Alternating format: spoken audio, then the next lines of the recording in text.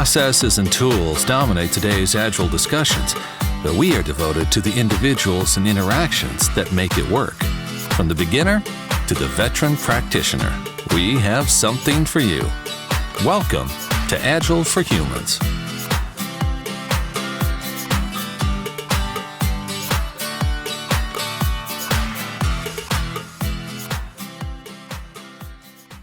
All right, we are back, coming to you live from The Ohio State University at the Path to Agility Conference. Joining me now, Jeremy Willets. Jeremy, how you doing? I was actually hoping you were going to call me the Jeremy Willets. The Jeremy Willets, because we're at The Ohio State University? Yeah, at the Path to Agility. At the Path to... That's right. Next time I will call you the... Jeremy is a good friend, meet up at a lot of conferences, so I'm very excited for you, actually, because this is your first time speaking at a conference. It is, Ryan, and it's been kind of a whirlwind journey. I decided at the beginning of the year that one of the things I wanted to do this year was to create and submit a conference talk, and I got accepted to the Path to Agility. Thanks to Koha and the organizers of this great conference. I've been coming here for a couple of years now, and I gave my presentation this morning and had a great time. All the feedback I got from the audience was smiles and laughter, and not at the content of the talk, but at the actual exercise we did. So good. I thought it was positive. No, it's exciting. I like it when people take that plunge, they get up on the stage and give it a shot. I think there's something special about that, putting together the material, getting the feedback, throwing yourself out there, being vulnerable and taking a risk. So I congratulations. Thank you. It's really great that you did it. What was your talk about? What were you... Unfortunately, I had some other obligations and had to bounce around, but I have heard good things, and you got a lot of laughter and a lot of good in the right spots, which is always nice. Yes. When the jokes hit, that's always a pleasant feeling when you're giving a talk.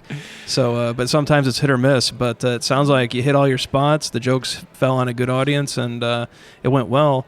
What were you speaking about, and what was your message? I was talking about introspection and about how that introspection at the personal level or at the group level can help fuel the fire of continuous learning, which I think is a component of Agile and a component of existing in the IT world that is really important. If you're not continuously learning and continuously getting new things into your brain, I think Ellen talked about it a little bit today in her keynote. If you're not continually learning new things, you're doomed to fail and you're doomed to stagnate a little bit. And so my talk was it was pretty short. I dealt a little bit with my own personal learning journey and tried to use that as hopefully a reference point for some people in the audience. And then I talked about introspection and how that correlates to self-directed learning, which I think through that you can identify some continuous learning opportunities. And I think just that whole umbrella of continuous improvement. So introspection, interesting skill to try to teach. Yes. So how do we look inside, maybe look internal, be honest, be reflective, and go forward? So what are some of the exercises or what are some of the tips that you give to help people look inward and to do so in a meaningful way? The exercise we did today it's a Jürgen Apollo exercise called Personal Maps, and he posits it as a way to get to know your teammates better. But the first step of the exercise is for you to write down some details of yourself, and so you create this kind of model, and as you work clockwise, you sort of divulge deeper information about yourself. So you start with things like where you live, your education, your work, stuff you would when you introduce yourself to somebody at a conference, let's say, and they're a new person in your life, you would say, "Hi, I'm so-and-so. I went to so-and-so college, maybe The Ohio State University." But then as you work your way around this model, you get to things like goals and values. And so those are two of the things we talked about today in my presentation, getting people to fill out that personal map and think a little bit about goals and values. And multiple people said this as we were going around the room talking about the exercise itself. Multiple people said that you rarely sit down and think about your goals and values. Some of the attendees found that sitting down and actively taking the time out to think about those things was an introspection opportunity that they did not expect, but that they found helpful. It's often amazing how if you're just intentional about things that your outcomes can change, and goal setting is certainly one of those practices, and it's neat to see how that plays out. So overall, though, what'd you think of your first speaking experience? Did you enjoy it? I loved it. Are you going to do it again? I'm going to do it again. You're going to do it again. The challenge is going to be for me to figure out something else to talk about. I think I would like to give a similar presentation, but maybe build on it somehow. Sure. I'm leaving here and I'm feeling invigorated, but feeling invigorated not only in the fact that I feel like I've succeeded in delivering my first conference presentation, but invigorated in so much as that the future is open for new possibilities and new conference talks. Well, and once you get one in, you start building a resume, you start building a history of speaking, and I think that's great. So I hope you continue down that path. All right, we're going to take a quick break. When we get back, more with Jeremy Willets. Agile Dev East is the premier industry event covering the latest techniques and topics in the Agile universe. Learn both foundational knowledge and new methodologies to develop skills, supercharge knowledge, and re-energize your career growth.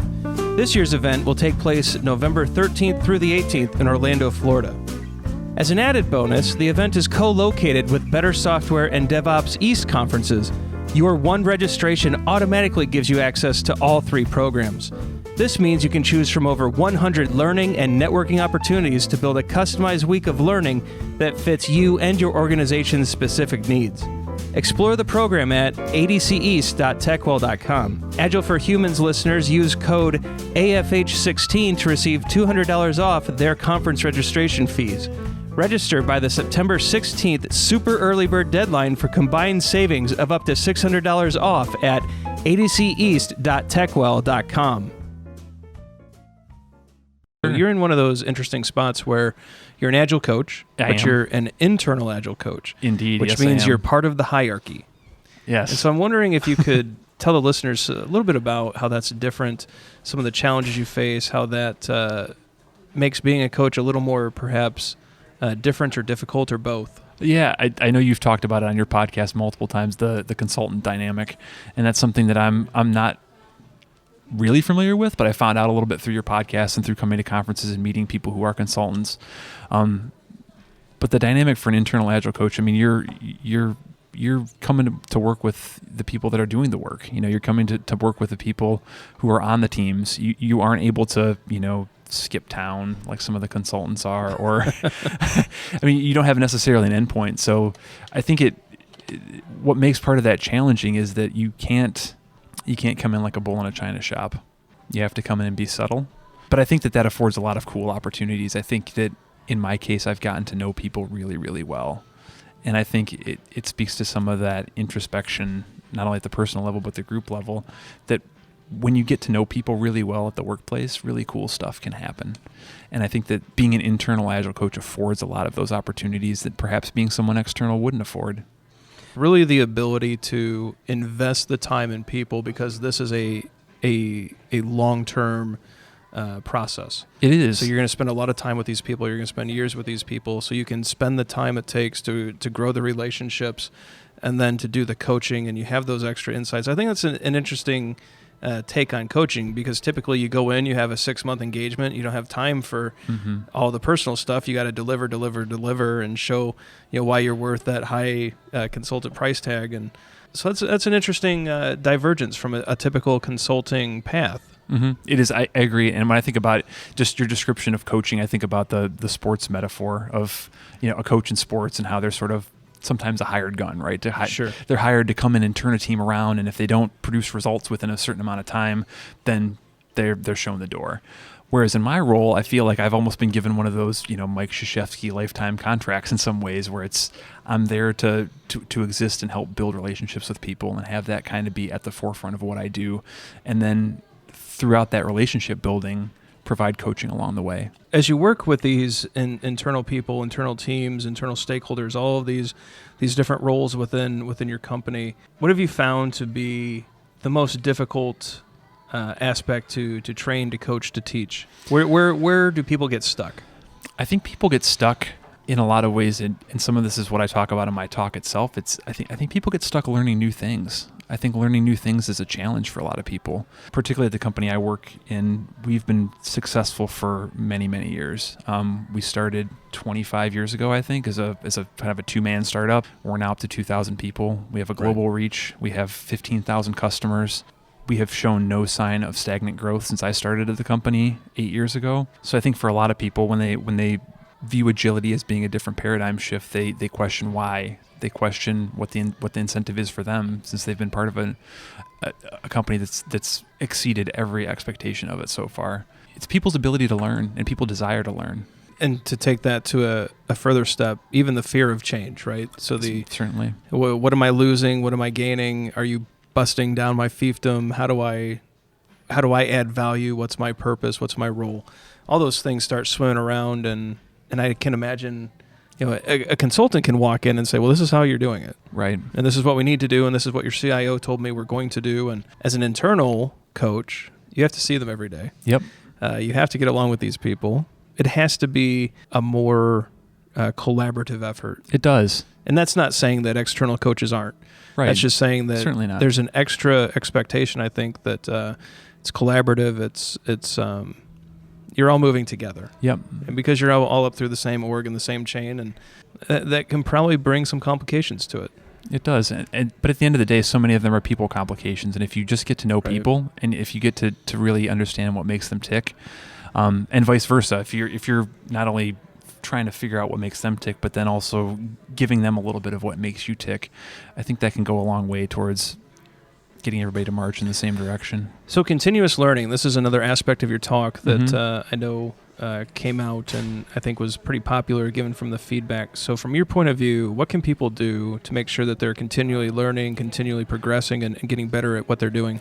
I think it's all Agile, the whole Agile world, whether it's your podcast, the people you have on your podcast, Don Gray's Never-Ending Bookshelf, any of those things are like some ready-made kind of like served to you learning opportunities, right? Part of my talk delves with my own learning journey about how like as humans, I think we typically just suck up knowledge when we're kids because that's all we can do. But then as we sort of progress through school and through the education system, learning becomes more of a challenge, it becomes more of a job. As adults, I think so much of it is just in figuring out what you want to do with your life. Right. And when you figure out what you want to do with your life, being able to correlate that to some specific learning activities, whether they're Agile related or not. It's very good. Well, Jeremy, that's a great place for us to I think, stop. But I wanted to make sure that people had the opportunity to reach out, to get a hold of you if there's anything else you have going on that you'd like to promote, or how people can ask you questions about some of the things that you've talked about and brought forward today. Sure. I think the best way, Ryan, is to find me on Twitter at Jeremy, Jeremy, and then Willets, my last name, Willets. Find me there. I shared my slide deck from the conference, so you can find that there. And if you want to reach out to me, do it through Twitter. All right, so we'll get all that linked up, and we'll make sure people can reach out and ask you about introspection and all these other activities. And really appreciate you carving out some time, and hopefully we see you again at a conference speaking, and you continue down that path. Sure thing. Thanks again, Ryan. All right, take care. I always enjoy getting to listen to new speakers, especially when they're friends. And I'm super excited for Jeremy, and I hope he keeps talking. It was just great getting to sit down and talk to him about his first speaking adventure. I think he's going to have many more in the future. It's also part of why I'm so supportive and enthusiastic about Agile Dev East. They support new speakers. There's always a new voice. It's always something new and interesting to go and see. So I hope that as all of you have been listening this past month to the Agile Dev East spots, you use that code AFH16, you get $200 off your entry, and you get out there and you check out all the great things going on in Orlando this coming November. I would love to meet you. I hope you're out there and you're able to come to the Business of Agile, Better, Faster, Cheaper, and the half-day Scrum workshop that I'm putting on.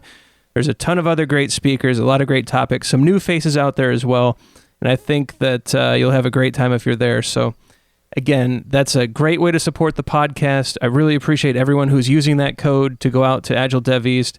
I hope to see all of you there, and as always, have a great evening.